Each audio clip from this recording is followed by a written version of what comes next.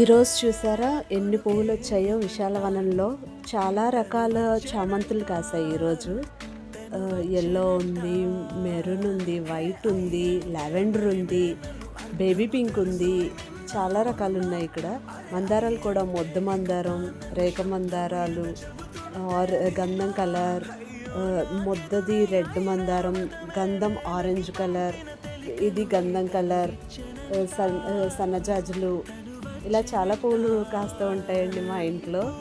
కాగడ మల్లెలు అయితే చాలా కాసాయి.